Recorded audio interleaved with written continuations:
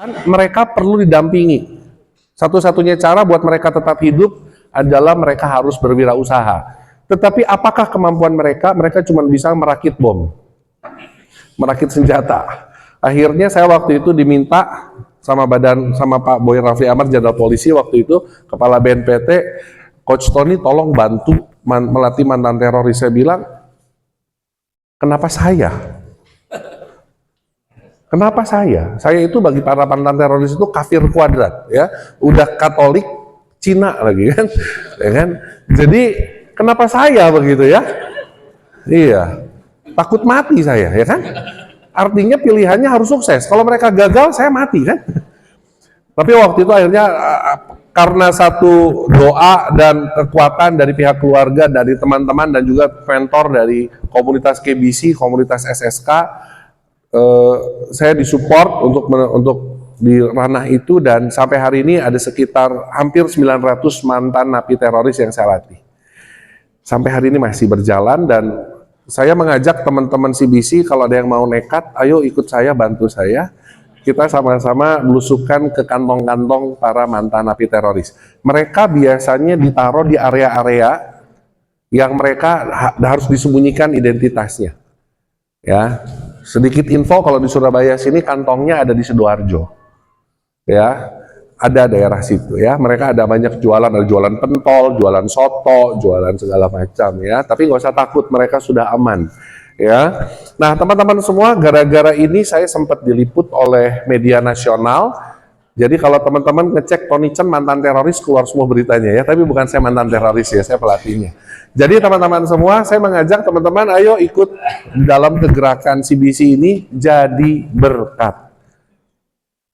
Dan saya minta tolong Romo Jelantik dan teman-teman CBC, ada satu pelayanan yang gereja Katolik lupa. Kita seringkali cuman pelayanan ke penjara ya. Anda tahu, teroris hidup bisa tumbuh subur karena apa? Karena tidak ada yang mempedulikan keluarga para napi. Bagaimana para teroris tumbuh subur di Indonesia? Karena faktor ekonomi. Jadi di Indonesia setiap hari ada tindakan kriminal. Setiap kali ada kriminal berarti ada orang yang datang ke polisi ya. Kebanyakan laki-laki mayoritas. Ketika ada seorang kepala keluarga diciduk sama polisi dari rumah, mereka meninggalkan suami istri dan anak-anak. Beberapa hari kemudian akan datang orang-orang dengan jubah agama. Mereka menawarkan begini, Bu, ibu anaknya berapa? Bapak baru datang ke polisi ya? Iya. Anakmu berapa? Ada 3, Pak. 3 ya, ikut sama saya yuk ke pesantren. Kamu nggak usah bayar, kamu hidup aja cari kerja sendiri, anak-anakmu sama saya. Lalu di dalam bentuk seperti pondok pesantren abal-abal ya, saya bilangnya yang salah ya. Akhirnya dia dicekokin. Kamu sayang bapakmu nggak? Sayang. Bapakmu kemarin datang ke polisi di rumah, ya kamu lihat. Yang jahat siapa? Polisi atau bapakmu? Polisi yang jahat. Dan dicekokinlah, dari luka batin itu muncul. Ya, teman-teman, terakhir pelaku bom gereja Katolik di Makassar, sepasang kakak adik. Ini adalah anak dari residivis narapidana. Ya, dan mereka ini sukses di sana. Ya, mengebom gereja Katolik di Makassar. Teman-teman semua, PR kita gereja Katolik, kalau kita sudah jadi diberkat, jangan cuma pelayanan ke penjara. Pelayanan penjara, banyak orang pelayanan di penjara. Ada keluarga-keluarga para napi yang ditinggalkan. Mereka kebanyakan ibu-ibu, dan mereka butuh bantuan kita. Kalau bukan kita yang ngerti bisnis, kalau bukan kita yang menemani mereka, siapa lagi yang peduli sama mereka? Ya, oke. Jadi saya coba memotivasi CBC buat karya nyata. Setelah dari CBC ini Anda kumpul-kumpul setelah jadi berkat, do something for this country, do something for Indonesia. Deal? Mau bantu mantan teroris? Nggak usah, bantu keluarga narapidana aja. Ya, karena itulah cikal bakal manusia-manusia Indonesia.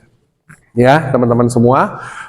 Ini perusahaan-perusahaan yang saya layani dari semenjak tahun 2013, saya menjadi seorang konsultan. Banyak yang masih berjalan, banyak yang sudah selesai. Jadi dari level UMKM sampai korporasi, dan ada beberapa belum saya sempat masukkan. Oke, cukup. Sekarang kita akan masuk di dalam akhir tahun 2025. Kita akan masuk tahun 2026. Kira-kira kalau Anda melihat tahun 2026, ekonomi kita baik atau buruk atau gelap atau bagaimana? Hah? Gelap. Oke. Ada yang ngomong baik, ada yang ngomong gelap. Ada yang jawaban lain? Dua-duanya. Jadi mau gelap atau mau baik? Mau gelap atau mau terang? Baik.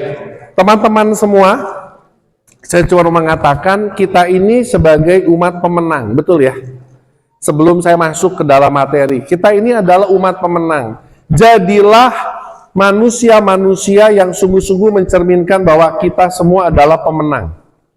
Saya akan mengatakan kepada Anda, ini kesalahan banyak orang Katolik, pengusaha Katolik. Kok kesalahan sih? Ya, saya tunjukkan kepada Anda, ya. Teman-teman semua, bentar. Inilah kesalahan kita. Kesalahan banyak kita itu kalau ditanya, bro, gimana bisnis lu? Aduh, sepi, gitu ya. Bro, gimana lo bisnisnya? Aduh, gelap, begitu ya. Betul ya? Banyak orang gitu ya. Gimana jualan hari ini? Wah, susah, begitu. Betul begitu. Betul begitu. Benar salah? Benar salah. Nah, sebentar, saya mau tiba-tiba tadi udah siapin filenya hilang. Oke.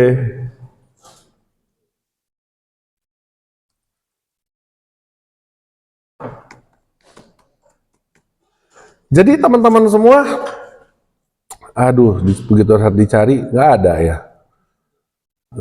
Mudah-mudahan di sini ada. Glim.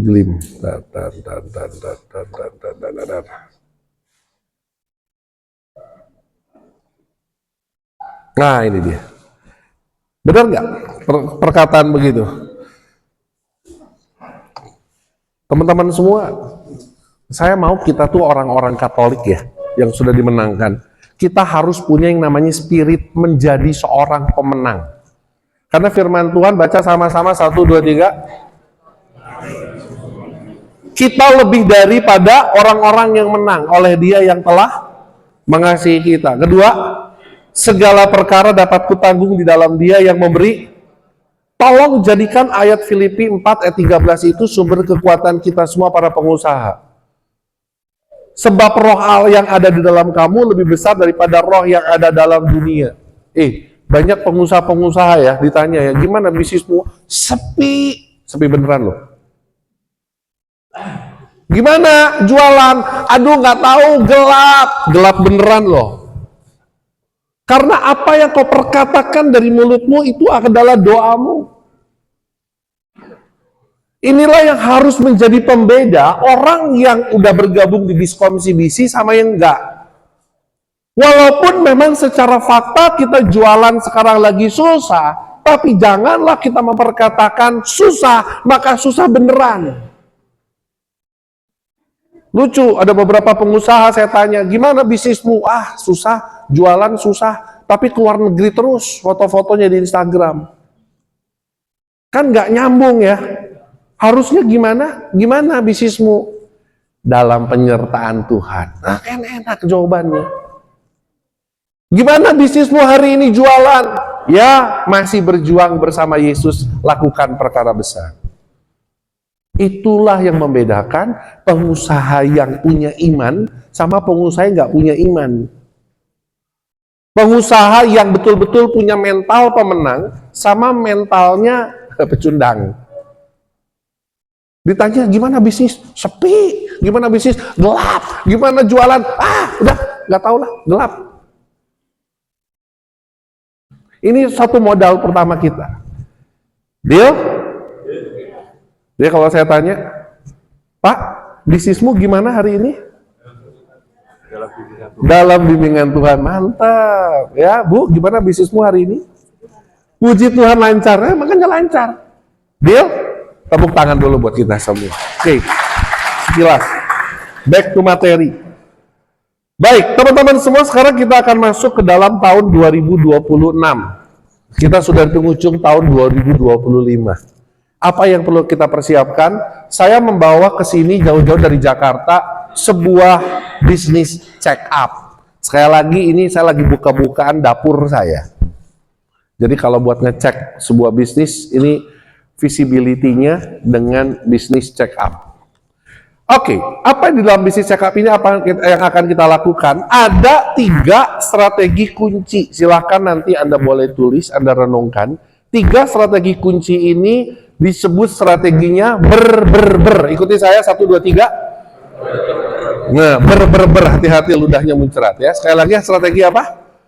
Ber. Apa itu ber?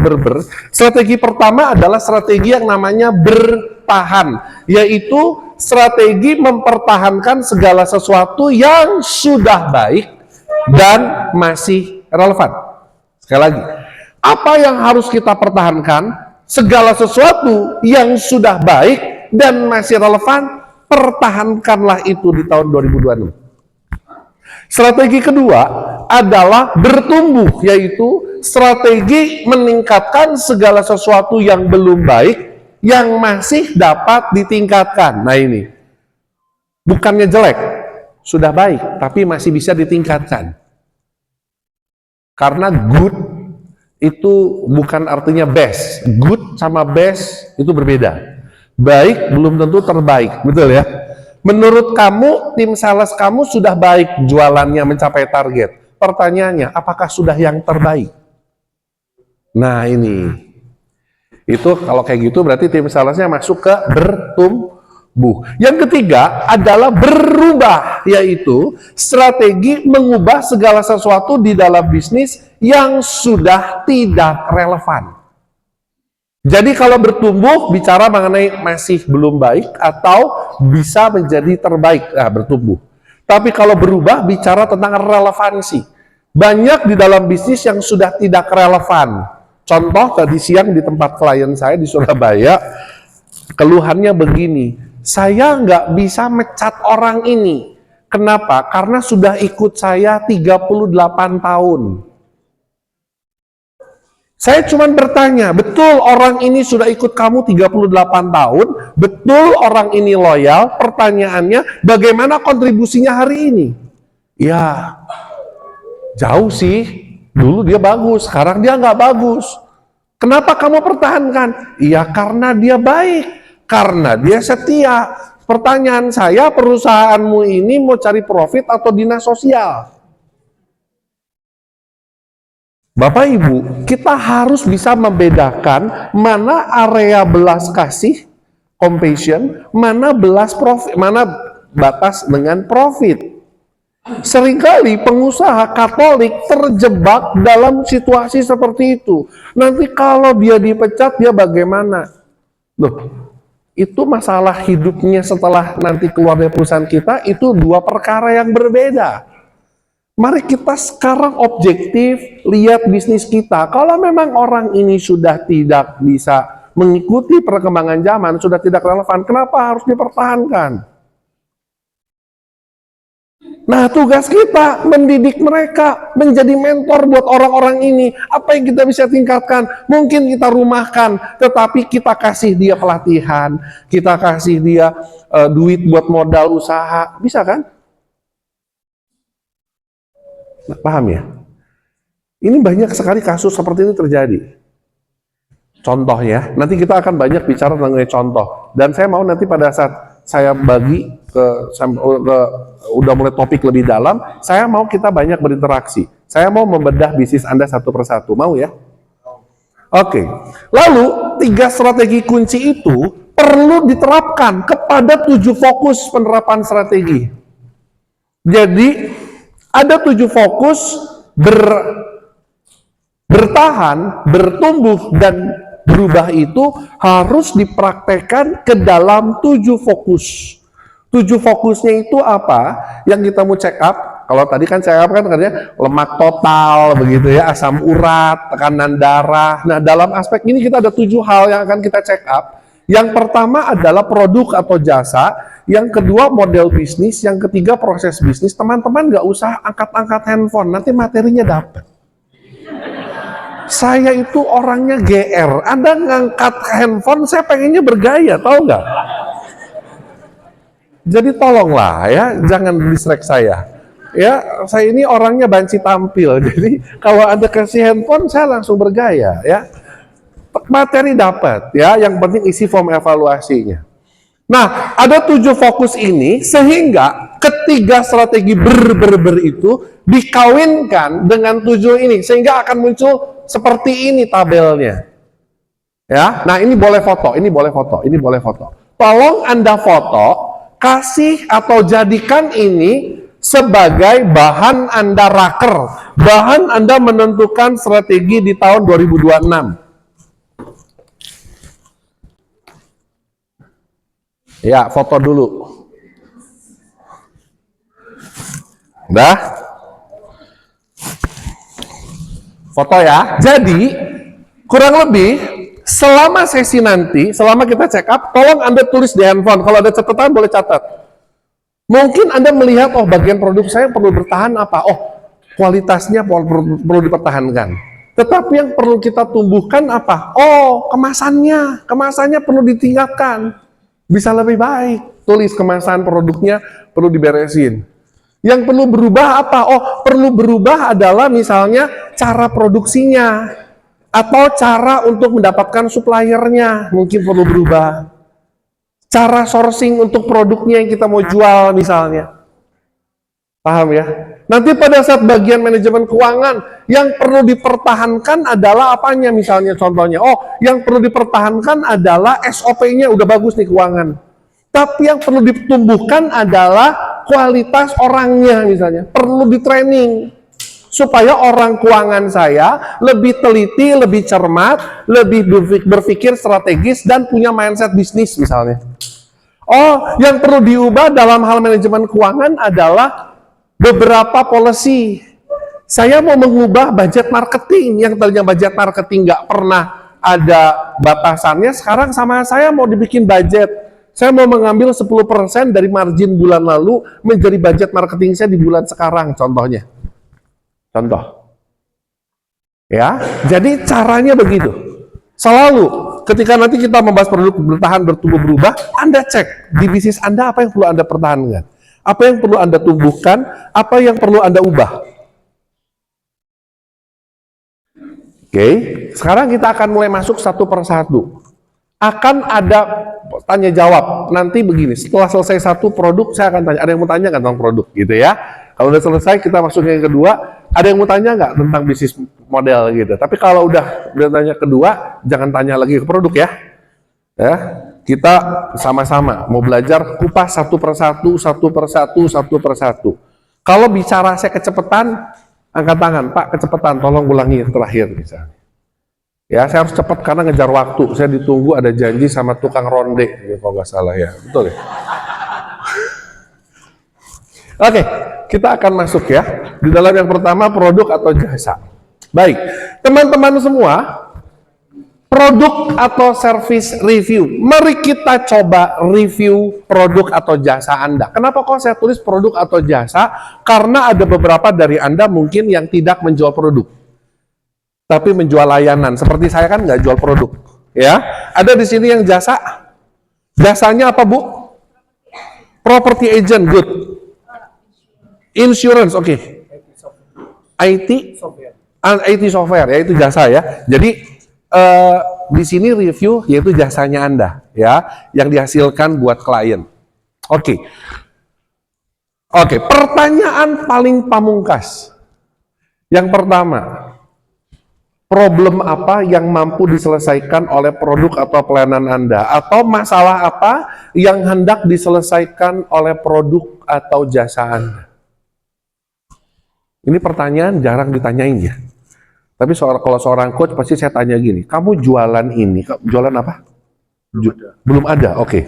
Ada yang jualan barang, Pak jualan apa Pak? Alat teknik. Contohnya? Gerindra. Gerindra mah partai dong. Oh Gerindra, oke. Gerindra ya, Bapak jualan Gerindra. Problem apa yang Bapak mau selesaikan dengan Bapak jualan Gerindra? Maintenance di pabrik. maintenance di pabrik. Pertanyaannya lebih lanjut, masalahnya apa maintenance di pabrik? Untuk perbaikan rata-rata butuh gerinda. Untuk perbaikan rata-rata butuh gerinda. Jadi mau menyelesaikan masalah itu. Oke, pertanyaan kedua. Ini caranya Anda ikutin ya. Cara saya mengcoaching. Yang kedua, solusinya apa yang ditawarkan? Kenapa dengan menggunakan gerinda itu jadi perbaikannya bagaimana? Solusinya biasanya kalau perbaikan di setiap pabrik kan butuh mesin las dan gerinda. Nah, terus solusinya apa? Gerinda itu? Buat pabrik baru bisa, untuk memperbaiki maintenance bisa. Oke. Pertanyaan terakhir. Ini biasanya sulit. Apa nilai tambah atau value added yang produk Anda tawarkan kepada pelanggan Anda yang membedakan dengan produk atau pelayanan kompetitor? Kenapa orang harus beli produk dari Bapak? Bedanya produk Bapak dengan produk Gerinda yang lain apa?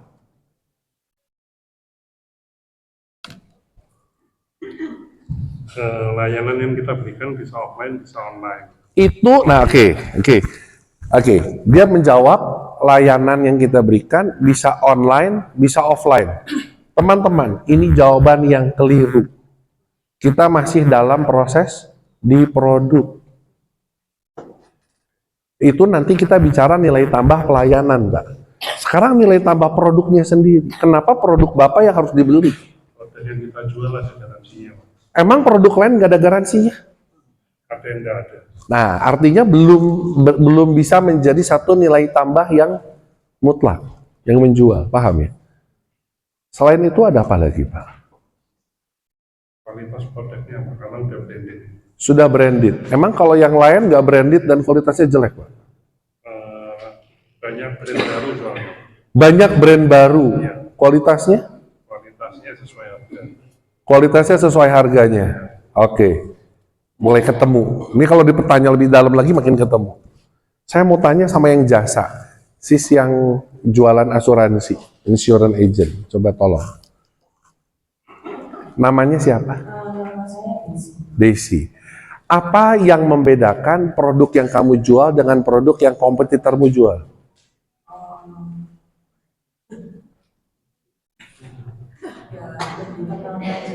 Lebih? Namanya lebih dikenal, betul ya? Oke, kamu benderanya, sebut aja benderanya. Merah, kuning, hijau, biru. Oh merah, oke, saya tahu kok merah ya. Oke. Oh tahu toh, merah yang singa kan? Oh merah manusia, oh oke, merah manusia, oke. Udah semakin detail ya. Merah manusia ya, oke. Saya mau tanya, agent insurance kan banyak. Yang benderanya merah manusia banyak ya? Banyak banget, ribuan agent ya. Oh, pertanyaannya, apa yang membedakan Desi dengan agent asuransi yang lain? Kenapa harus belinya lewat kamu? Kenapa harus belinya lewat kamu? Kan banyak yang lain juga agent yang merah manusia. Nggak boleh, di sini boleh sombong, di sini boleh. Karena kamu tuh lagi promosi, saya ajak kamu aja supaya kamu promosi.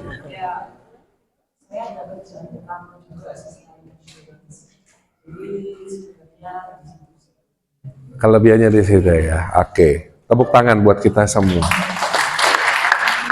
Teman-teman, ini cara kita berproses. Jadi nanti kalau ada meeting di kantor ya, Anda tanya, iya ya, apa ya? Solusi apa yang mau kita coba selesaikan ya? Di sini ada yang jualan makanan. Makanannya apa? Hah? Micin. Micin. Okay. Micin masalahnya nggak bisa digado ya.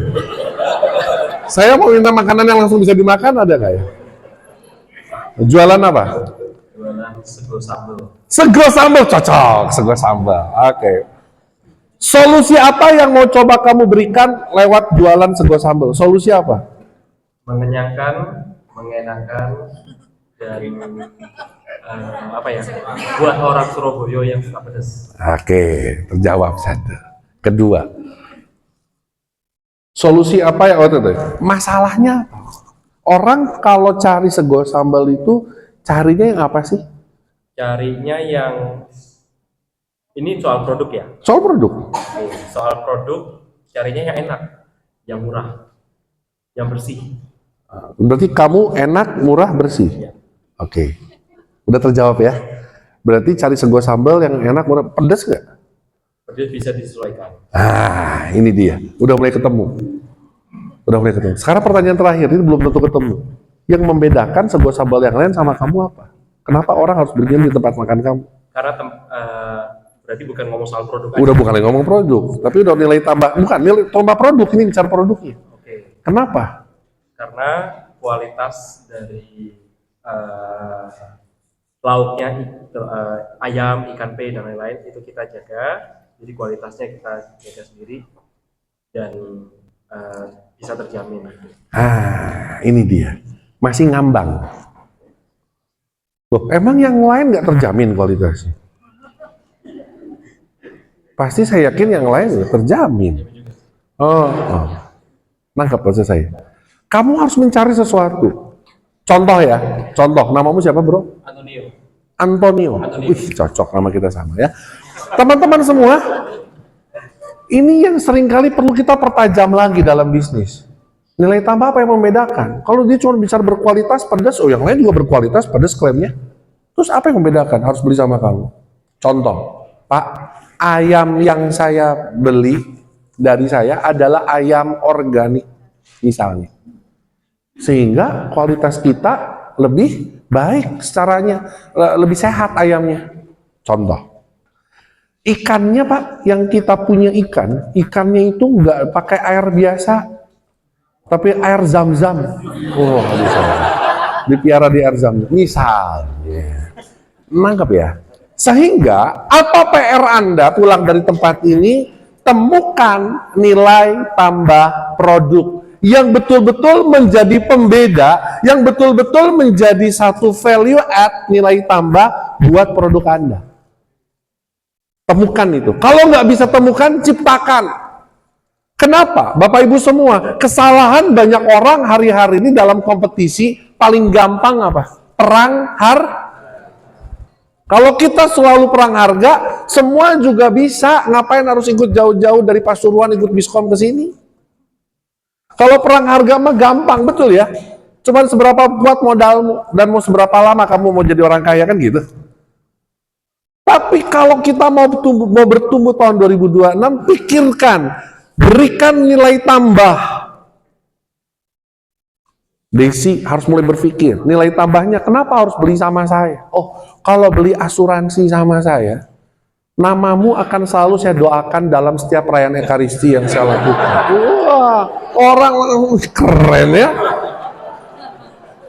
Loh, bisa kan? Bisa.